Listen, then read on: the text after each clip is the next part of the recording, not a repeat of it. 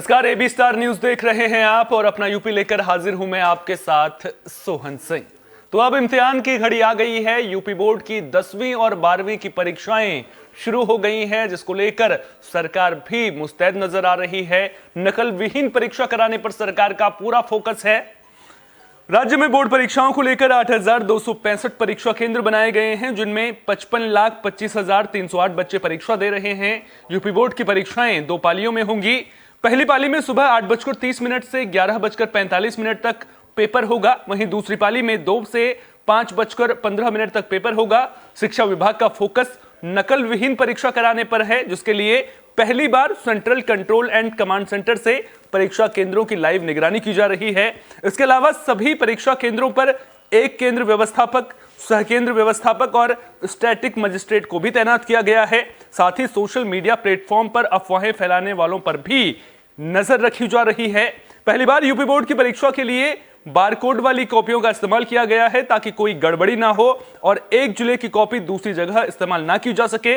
इसके अलावा कक्ष निरीक्षकों को भी क्यूआर कोड के साथ परिचय पत्र दिया गया है। बता दें कि बोर्ड परीक्षाएं 9 मार्च को समाप्त होंगी।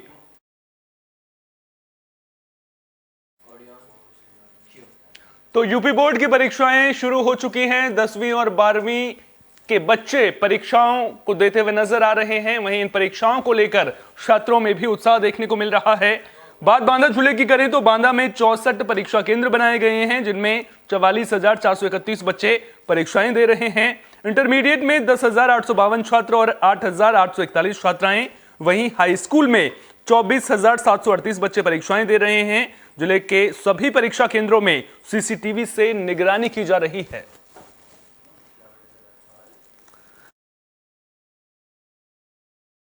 जनपद बांदा में बोर्ड परीक्षा 2024 को संपन्न करने के लिए 64 केंद्र बनाए गए हैं और एक परीक्षा केंद्र कारागार में बनाया गया है।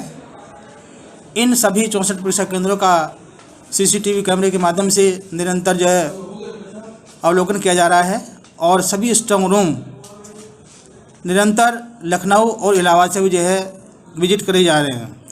इन सभी परीक्षा केंद्रों में जो भी गतिविधियां हो रही हैं, उन सबके कक्षों में जो भी इन्वर्टर लगे हुए हैं और जो भी बच्चे परीक्षा दे रहे हैं, उन सबको जो है। यूपी पुलिस भर्ती परीक्षा को लेकर खूब हंगामा देखने को मिल रहा है। अभ्यर्थी प्रदर्शन कर रहे हैं, पेपर दोबारा करवाने की मांग कर रहे हैं। वहीं अब मामले को लेकर सियासत भी शुरू हो गई है। यूपी पुलिस भर्ती परीक्षा को लेकर समाजवादी पार्टी के अध्यक्ष अखिलेश यादव ने सवाल खड़े किए हैं। उन्होंने कहा कि यूपी में पेपर इसलिए लीक होते हैं ताकि सरकार को युवाओं को सरकारी नौकरी ना देनी पड़े।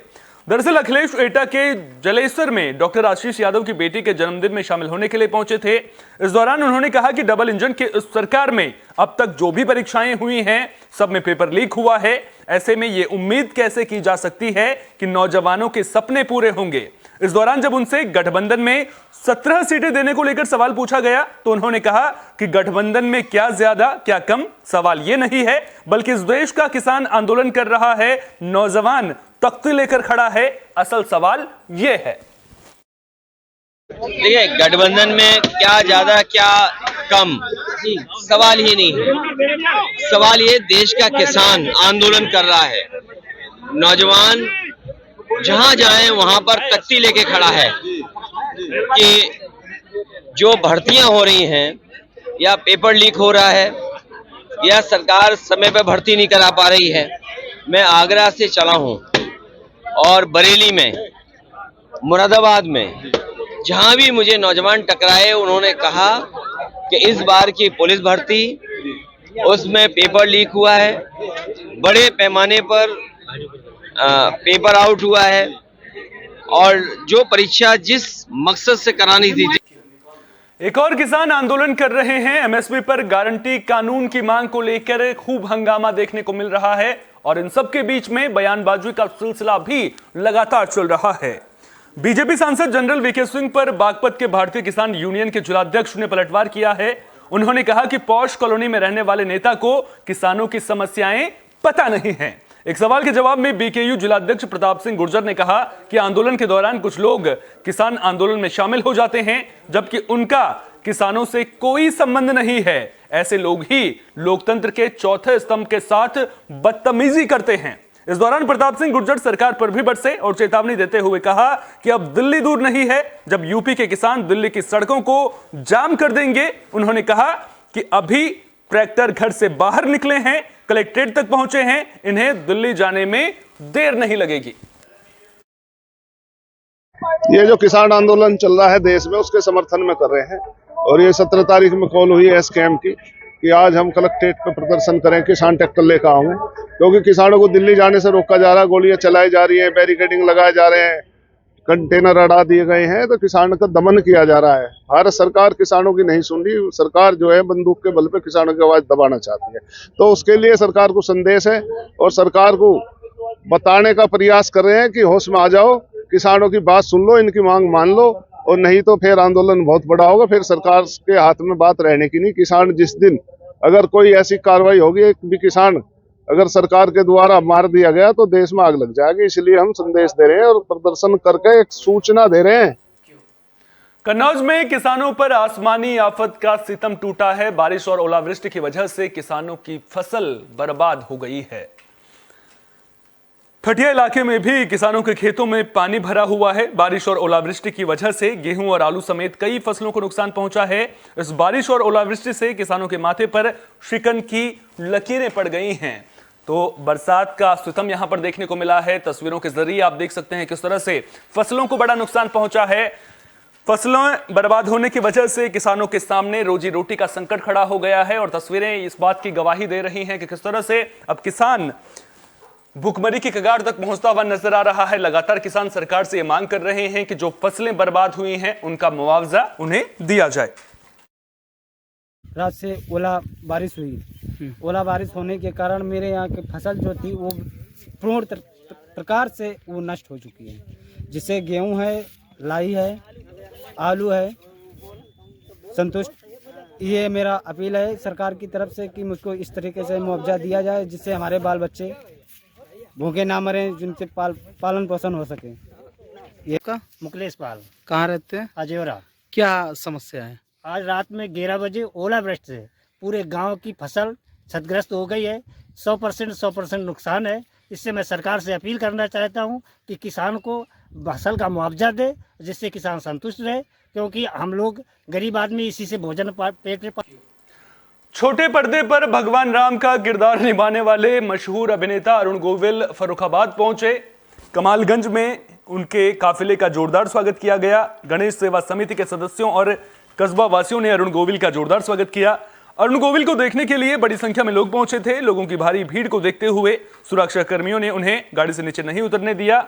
अरुण गोविल ने भी सभी समर्थकों का अभिवादन स्वीकार किया। वहीं महिलाओं ने अरुण गोविल को तिलक लगाकर और उनकी आरती उतारकर उन पर पुष्प वर्षा भी की।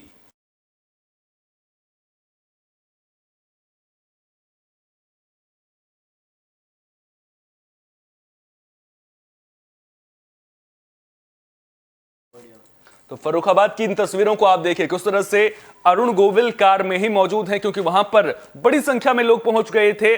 लोगों की भारी भीड़ को देखते हुए सुरक्षा कर्मियों ने सुरक्षा कारणों की वजह से उन्हें उतरने नहीं दिया। तो फिर महिलाएं वहीं पर पहुंच गई, कार के पास पहुंची और अरुण गोविल को टीका लगाया। तिलक लगाने के बाद उन पर पुष्प वर्षा करती हुई महिलाएं नजर आई। तो कुल मिलाकर देखा जाए तो अरुण गोविल की लोकप्रियता कितनी है, किस तरह से वो एक किरदार की वजह से मशहूर हुए हैं, इसका जीता जागता नमूना फर्रुखाबाद के कमालगंज में देखने को मिला है। अरुण गोविल ने रामायण में, मशहूर धारावाहिक रामायण में भगवान राम का किरदार निभाया था और उनके अभिनय को आज तक लोग सराहते हैं।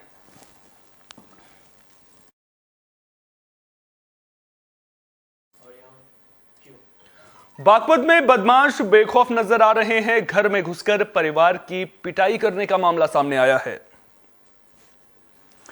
कोतवाली इलाके के पुराना कस्बा में दबंगों ने घर में घुसकर परिवार के साथ मारपीट की। मारपीट का वीडियो सोशल मीडिया पर जमकर वायरल हो रहा है। पीड़ित परिवार ने एसपी से इंसाफ की गुहार लगाई है। जानकारी के मुताबिक पीड़ित फैजान मजदूरी करके अपने परिवार का भरण पोषण करता है। आरोप है कि साजिद, बिल्लू और रियासत ने साथियों के साथ मिलकर उसके घर में घुसे और परिवार के साथ मारपीट करने के बाद मौके से फरार हो गए। पीड़ित की शिकायत पर पुलिस ने जांच शुरू कर दी है। मामला ये है सर, बिल्लू उर्फ साजिद, अफजाल सनोफ हाजी सरार, फैसल सनोफ हाजी सरार और रियासत ने और हाजी सरार ने रोड पर हाथापाई करी और जी बिल्लू ने, अफजान ने और फैसल ने घर में मार पिटाई करी। मामला ये है जी वे अपनी गायों की गाड़ी पे भेजने के लिए कह रहे हैं। इस चीज़ के लिए हमने कर दिया ना बिल्कुल, क्योंकि हमारे भाई के ऊपर इन्होंने कोई मुकदमे ना होने में 10 मुकदमे लगवा चुके हैं। खबर फर्रुखाबाद से है, जहां आंगनबाड़ी केंद्र से राशन न मिलने पर लाभार्थी महिलाओं ने प्रदर्शन किया है। इस दौरान लाभार्थी महिलाओं ने आंगनबाड़ी कार्यकर्ता पर राशन न देने का आरोप लगाया। मामला कायमगंज के घसिया चिलौली का है। मामले को लेकर कई महिलाएं बीआरसी कार्यालय पहुंची। महिलाओं का कहना है कि उन्हें 6 महीने से राशन नहीं दिया गया है और आंगनबाड़ी कार्यकर्ता फोन के जरिए लाभार्थी से ओटीपी पूछ लेती हैं। बता दें कि बीआरसी घसिया चिलौली के तहत 5 आंगनबाड़ी केंद्र आते हैं। 5 आंगनबाड़ी केंद्रों में से केवल एक ही खुला मिला, बाकी चारों बंद मिले हैं। कहाँ की रहने वाली हो? चिलौली का से। अच्छा, राशन लेने आई हैं आज। तो क्या राशन हर महीने मिलता है तुम्हें? नहीं, हमें बिल्कुल नहीं मिला। 8 महीने हो गए, बिल्कुल नहीं मिला। नहीं मिला।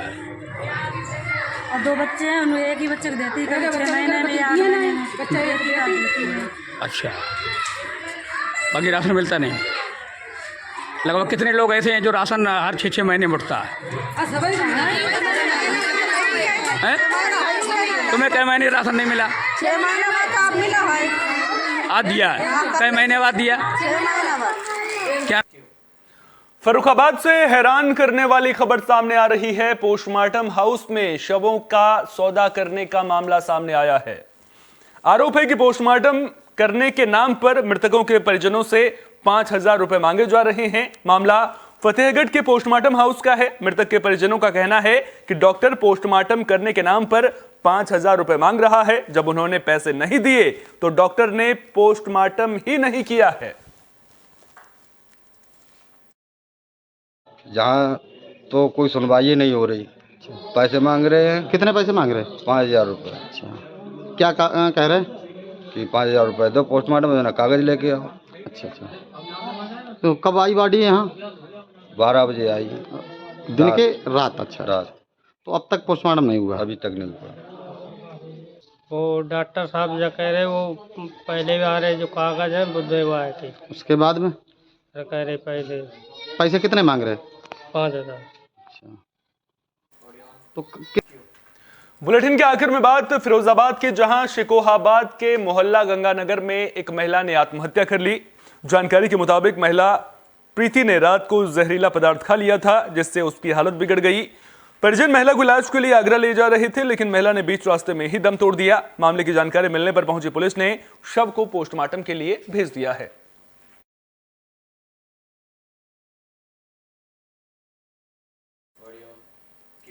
अपना यूपी में फिलहाल के लिए इतना ही। अपना बहुत बहुत ख्याल रखिए। देश और दुनिया की तमाम अहम खबरों के लिए देखते रहिए AB स्टार न्यूज।